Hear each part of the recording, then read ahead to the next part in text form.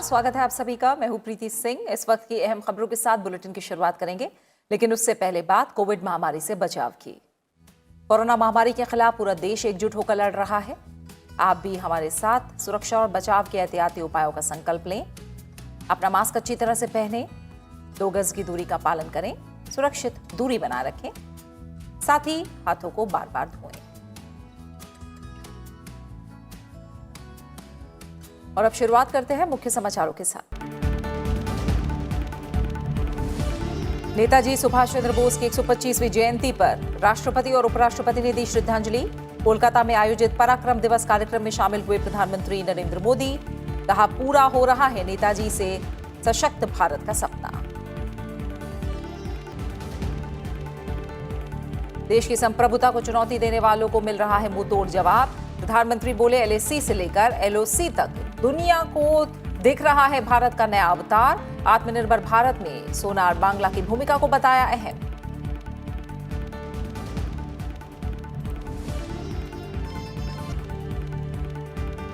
आत्मनिर्भर भारत का अहम हिस्सा है पूर्वोत्तर का चहुमुखी विकास। प्रधानमंत्री नरेंद्र मोदी ने असम के शिवसागर में 1 लाख से अधिक लोगों को सौंपा जमीन का पट्टा। स्वामित्व का अधिकार मिलने से दूर हुई भूमिहीन लोगों के जीवन की सबसे बड़ी चिंता।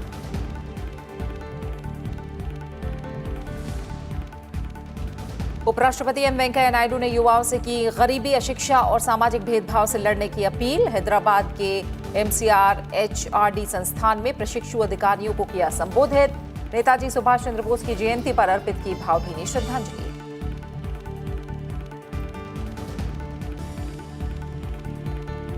और कोरोना के खिलाफ वैश्विक लड़ाई में योगदान के लिए विश्व स्वास्थ्य संगठन ने भारत को सराहा। डब्ल्यूएचओ के महानिदेशक ने प्रधानमंत्री नरेंद्र मोदी का जताया आभार। भारत की ओर से अब तक 13 देशों को कोविड वैक्सीन की आपूर्ति।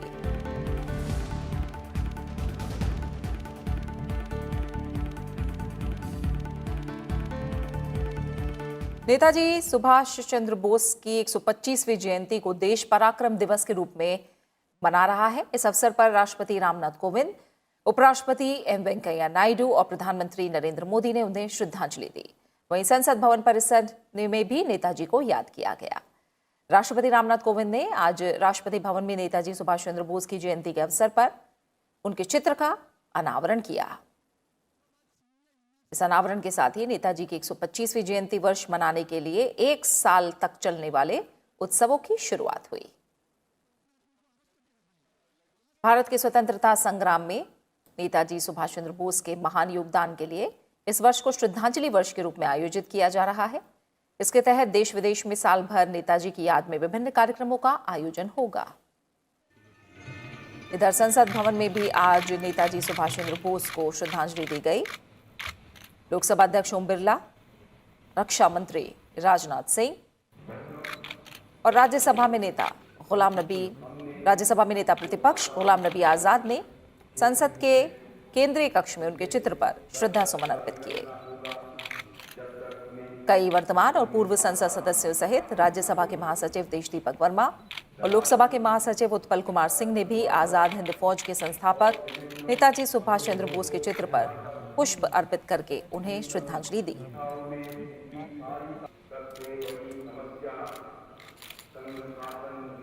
प्रधानमंत्री नरेंद्र मोदी ने कहा है कि नेताजी सुभाष चंद्र बोस ने जिस सशक्त भारत की कल्पना की थी, भारत का यही अवतार दुनिया देख रही है। एलएसी से लेकर एलओसी तक जहां कहीं भी भारत की संप्रभुता को चुनौती देने की कोशिश की गई, भारत उसका मुंहतोड़ जवाब दे रहा है। नेताजी सुभाष चंद्र बोस की 125वीं जयंती पर कोलकाता के विक्टोरिया मेमोरियल में आयोजित मुख्य समारोह में प्रधानमंत्री ने कहा कि जब देश आत्मनिर्भर भारत के संकल्प के साथ आगे बढ़ रहा है, तब नेताजी का जीवन, उनका हर कार्य, उनका हर फैसला हम सभी के लिए बहुत बड़ी प्रेरणा है।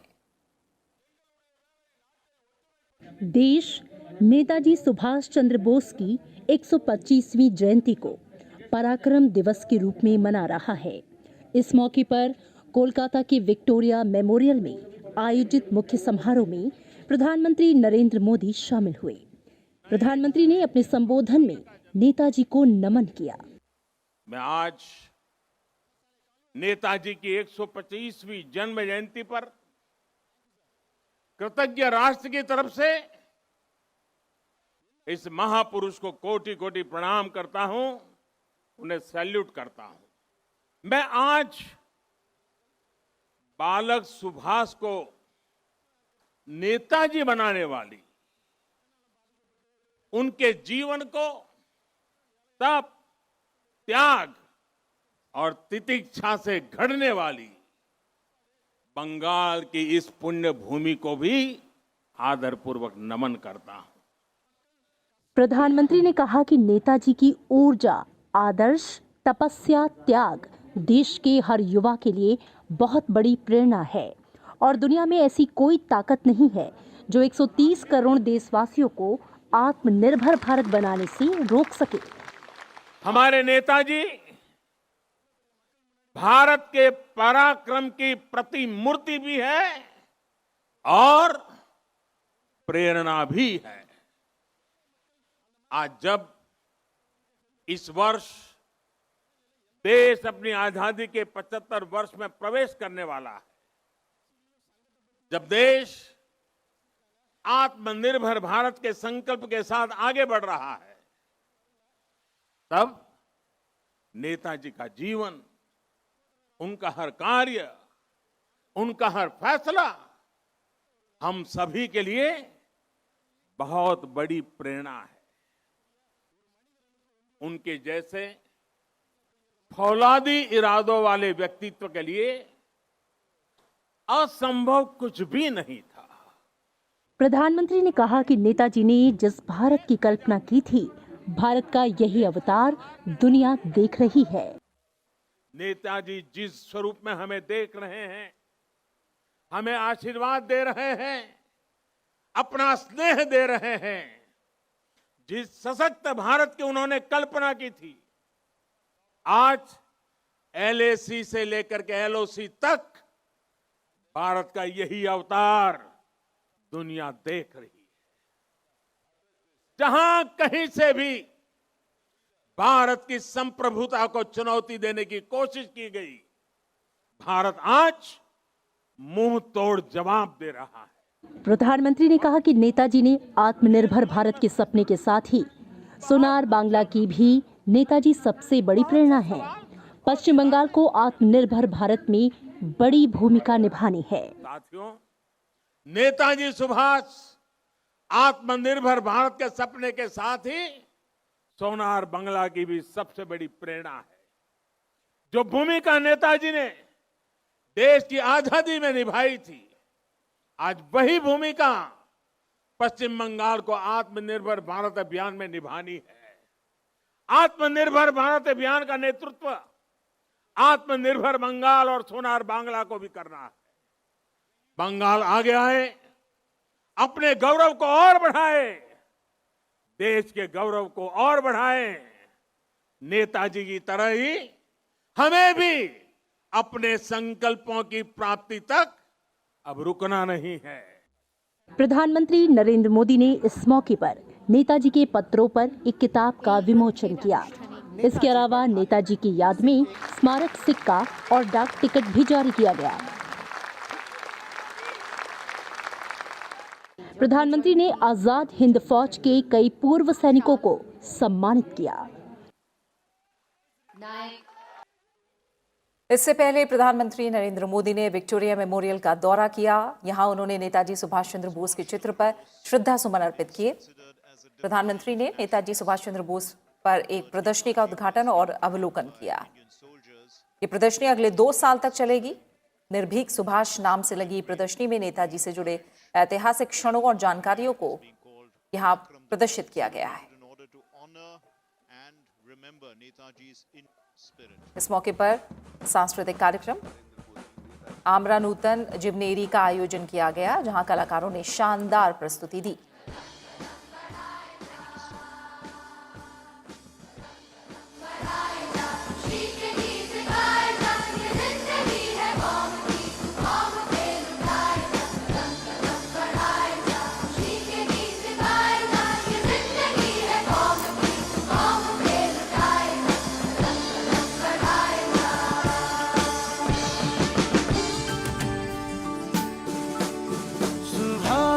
जाने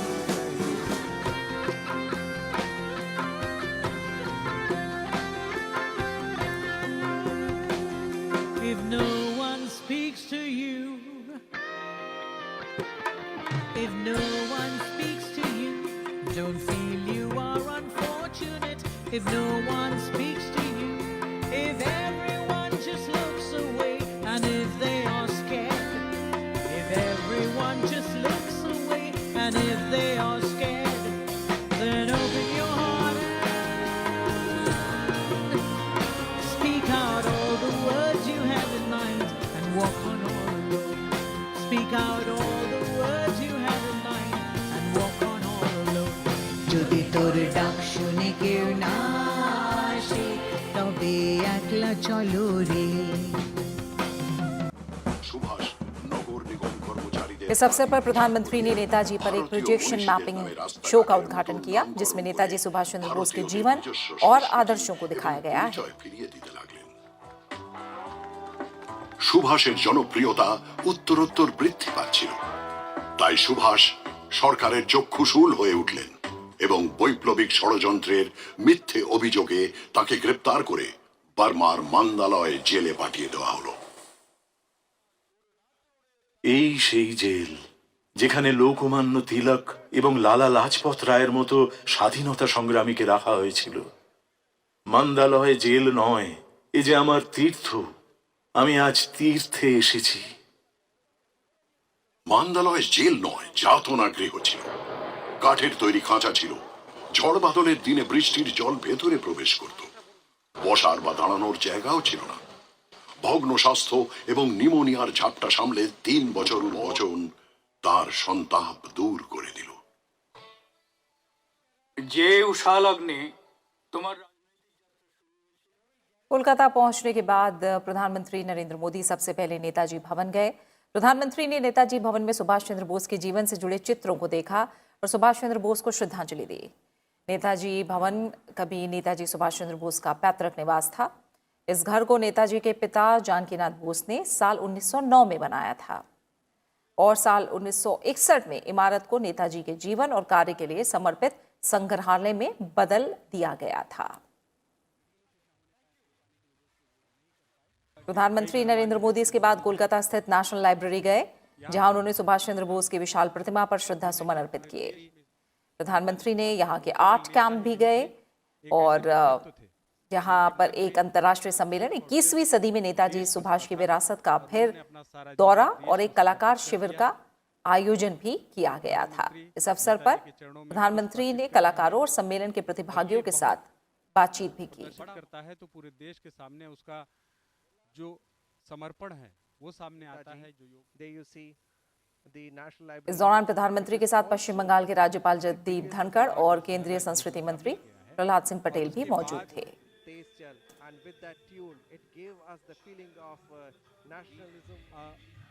हालांकि महात्मा गांधी के अहिंसा के सिद्धांत प्रधानमंत्री नरेंद्र मोदी ने आज शिवसागर जिले में स्थित जेरेंगा पठार में रहने वाले भूमिहीन मूल निवासियों के लिए 1.6 लाख भूमि पट्टा वितरण अभियान की शुरुआत की। इस मौके पर प्रधानमंत्री ने कहा कि आज 1 लाख से ज्यादा मूल निवासी परिवारों को भूमि के स्वामित्व का अधिकार मिलने से उनके जीवन की बड़ी चिंता अब दूर हो गई है। असम में लोगों को भूमि आवंटन पत्र वितरित करते हुए प्रधानमंत्री नरेंद्र मोदी ने कहा कि सरकार असम के मूल निवासियों की जमीन, भाषा और संस्कृति की रक्षा के लिए प्रतिबद्ध है। उन्होंने कहा कि असम भारतीय धरोहरों का केंद्र है और इसका चौमुखी विकास बहुत अहम है। प्रधानमंत्री ने कहा कि आत्मनिर्भर असम राज्य के लोगों के आत्मविश्वास का प्रतीक है। आत्मनिर्भर भारत के लिए नॉर्थ ईस्ट का तेज विकास, असम का तेज विकास बहुत ही आवश्यक है। आत्मनिर्भर असम का रास्ता असम के लोगों के आत्मविश्वास से होकर गुजरता है।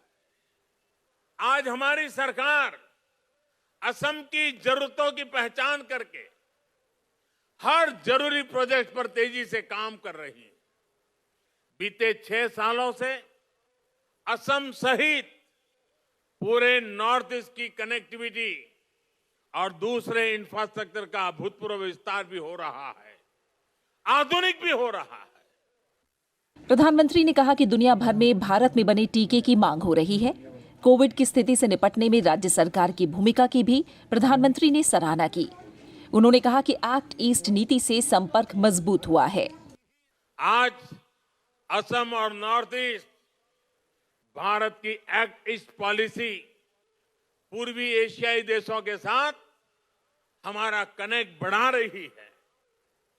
बेहतर इंफ्रास्ट्रक्चर के कारण ही असम आत्मनिर्भर भारत के एक महत्वपूर्ण सेक्टर के रूप में विकसित हो रहा है।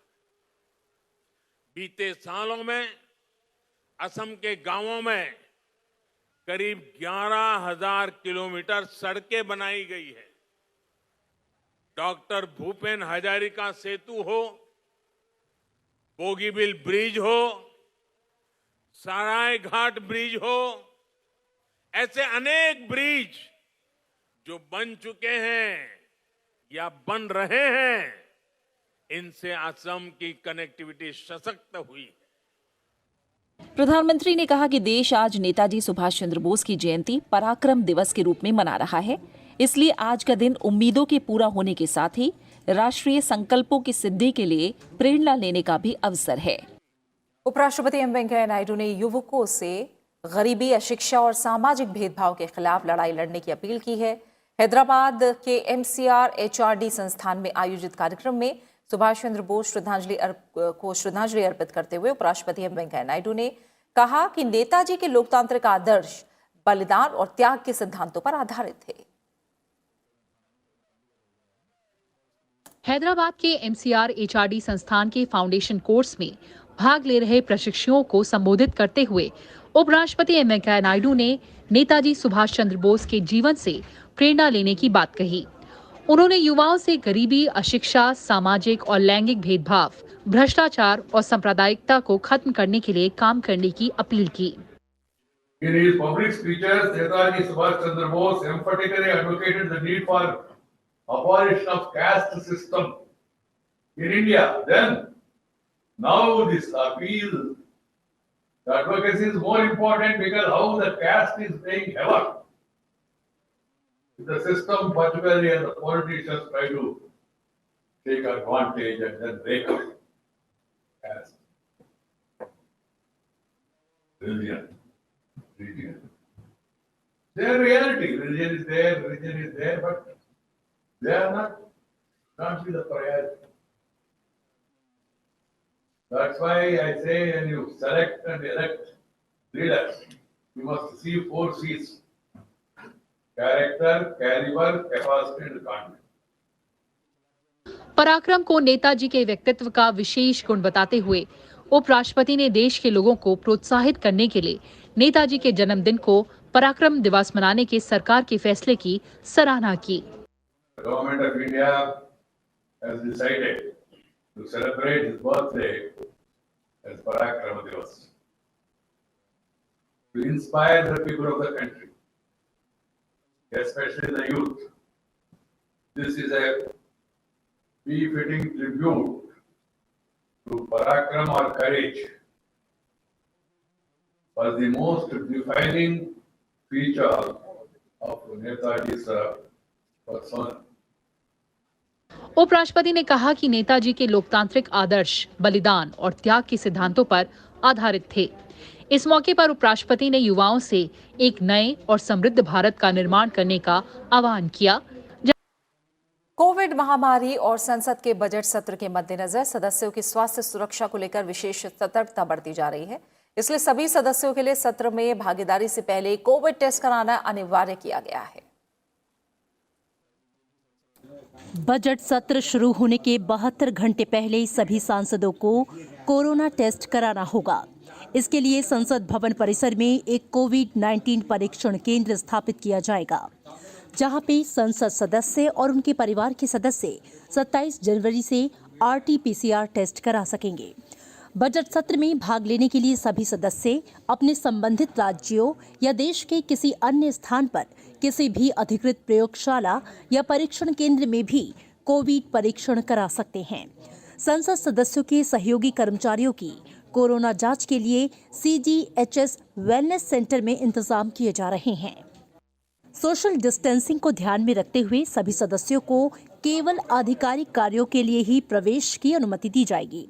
संक्रमण के जोखिम को ध्यान में रखते हुए सदस्यों के निजी सचिवों या निजी सहायकों को सदन के अंदर प्रवेश की अनुमति नहीं दी जाएगी।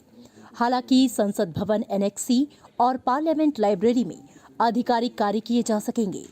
राज्यसभा के 253वें सत्र के दौरान किसी आगंतुक को भी सदन की कार्यवाही देखने की अनुमति नहीं होगी। सत्र के दौरान जो सदस्य किसी विषय पर सदन में बोलना चाहते हैं, उन्हें चर्चा शुरू होने से 60 मिनट पहले अपना नाम देना होगा। सोशल डिस्टेंसिंग का पालन करने के लिए राज्यसभा की बैठकें राज्यसभा चैम्बर, राज्यसभा गैलरी और लोकसभा चैम्बर में आयोजित की जाएंगी। इसके तहत 57 सदस्यों को राज्यसभा चैम्बर में बिठाया जाएगा और 51 सदस्यों को राज्यसभा दीर्घाओं में बैठाया जाएगा। 132 सदस्यों को लोकसभा कक्ष में बैठाया जाएगा। पार्टी नेता ये तय कर सकते हैं कि उनकी पार्टी के सदस्य 3 स्थानों पर कहां बैठेंगे। प्रत्येक सीट पर एक माइक्रोफोन और एक ऑडियो कंसोल उपलब्ध कराया गया है ताकि सदस्यों को चर्चा में भाग लेने में परेशानी न हो। सभी स्थानों पर स्क्रीन लगाई गई है ताकि सभी सदस्य कार्यवाही को देख और सुन सकें। कार्यवाही के दौरान सभी सदस्य सोशल डिस्टेंसिंग के पालन के साथ साथ मास्क भी लगाएंगे। हैंड सैनिटाइजर की व्यवस्था होगी और अन्य सुरक्षात्मक उपायों को भी लागू किया जाएगा। आम बजट से पहले वित्त मंत्रालय की तरफ से आज पारंपरिक हलवा कार्यक्रम का आयोजन किया गया। इसके साथ ही बजट 2021-22 की तैयारियों के अंतिम चरण की शुरुआत हो गई है। वित्त मंत्री निर्मला सीतारमण और वित्त मंत्रालय के कई अधिकारी इस मौके पर मौजूद रहे। हलवा सेरेमनी आधिकारिक रूप से बजट प्रिंटिंग की शुरुआत मानी जाती है। हर साल बजट पेश होने से कुछ दिन पहले हलवा सेरेमनी के आयोजन की परंपरा है।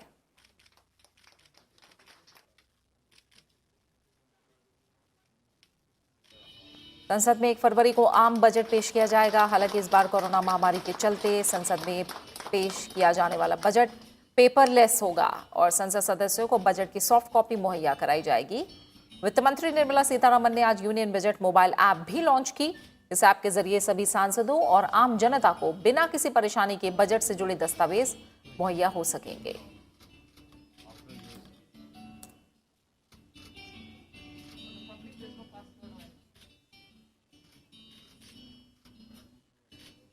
केंद्रीय गृह मंत्री अमित शाह ने आज मेघालय की राजधानी शिलोंग में पूर्वोत्तर परिषद की 69वीं बैठक की अध्यक्षता की। उद्घाटन भाषण में अमित शाह ने कहा कि पूर्वोत्तर का विकास हमेशा केंद्र सरकार की प्राथमिकता रहा है। प्रधानमंत्री नरेंद्र मोदी खुद 40 से ज्यादा बार नॉर्थ ईस्ट का दौरा कर चुके हैं। नेताजी सुभाष चंद्र बोस को श्रद्धांजलि देते हुए उन्होंने कहा कि नेताजी के जीवन से देश के युवा सालों साल तक प्रेरणा लेते रहेंगे। अमित शाह ने नॉर्थ ईस्ट काउंसिल से सुभाष चंद्र बोस की स्मृति में उत्तर पूर्व के सभी बच्चों के लिए कार्यक्रम आयोजित करने, विभिन्न योजनाएं चलाने और स्मारक बनाने का भी अनुरोध किया। अमित शाह ने कहा कि प्रधानमंत्री के नेतृत्व में कोरोना के खिलाफ नॉर्थ ईस्ट के सभी राज्यों ने सफलतापूर्वक लड़ाई लड़ी है। इसके अलावा आज गृह मंत्री अमित शाह ने गुवाहाटी में आयुष्मान CAPF योजना का शुभारंभ किया। केंद्र सरकार ने केंद्रीय सशस्त्र पुलिस बल के सभी जवानों और उनके परिवारों की सेहत से जुड़ी बड़ी योजना की सौगात उनको दी है। अमित शाह ने केंद्रीय अर्धसैनिक बल के जवानों और उनके परिवारों के चिकित्सा उपचार के लिए आयुष्मान CAPF स्वास्थ्य सेवा योजना का शुभारंभ किया। सभी CAPF के कर्मचारियों को और उनके परिवारजनों को एक हेल्थ कार्ड भी दिया जाएगा और हर साल CAPF के कर्मचारियों का स्वास्थ्य परीक्षण होगा और हर तीसरे साल इनके सभी परिजनों के स्वास्थ्य की भी चिंता हम करने वाले हैं। और आपका हेल्थ कार्ड कहीं पर भी लेकर जाओगे तो आपके हेल्थ के बारे में जितनी भी जानकारियां हैं वो सीधी अस्पताल के कंप्यूटर पर डाउनलोड हो जाएगी। देश में कोविड टीकाकरण अभियान तेजी से चल रहा है। अब तक करीब 15 लाख से ज्यादा स्वास्थ्य कर्मियों को कोविड-19 का टीका लगाया जा चुका है। स्वास्थ्य मंत्रालय के मुताबिक देश में अब तक 27,776 सेशन में 15,37,190 लोगों को कोविड-19 का टीका लगाया जा चुका है। आज 27 राज्यों में कोविड टीकाकरण अभियान चलाया गया और पूरे देश में 1,46,598 लोगों को टीका लगाया गया।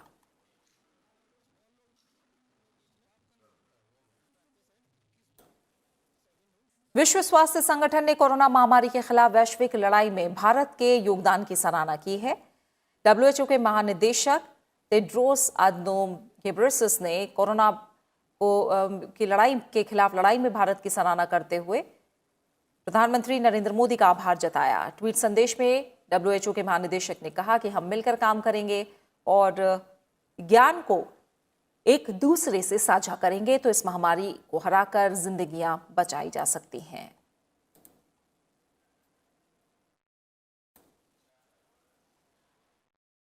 गणतंत्र दिवस से पहले आज दिल्ली के राजपथ पर फुल ड्रेस रिहर्सल की गई। हर साल की तरह इस साल भी 26 जनवरी को धूमधाम से गणतंत्र दिवस मनाया जाएगा। हालांकि इस साल की परेड राजपथ से शुरू होकर लाल किले की जगह नेशनल स्टेडियम पर ही खत्म होगी।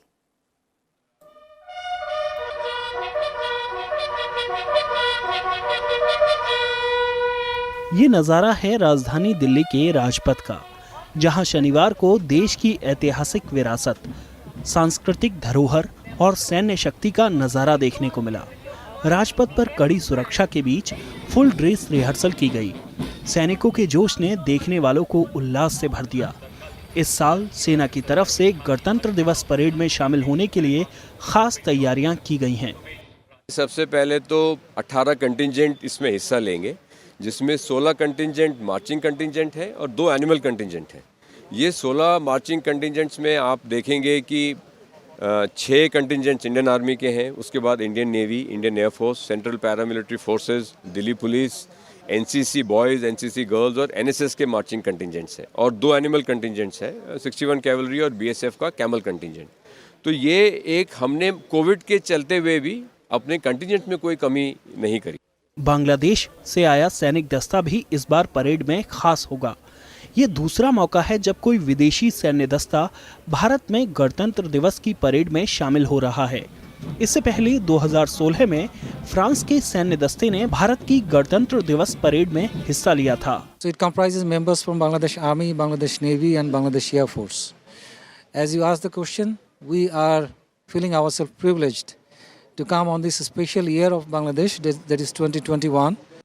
इस बार गणतंत्र दिवस की परेड में 32 झांकियां शामिल हो रही हैं। और इसी के साथ इस बुलेटिन में फिलहाल इतना ही, लेकिन चलते चलते एक बार फिर आपसे अपील। कोरोना महामारी के खिलाफ पूरा देश एकजुट होकर लड़ रहा है।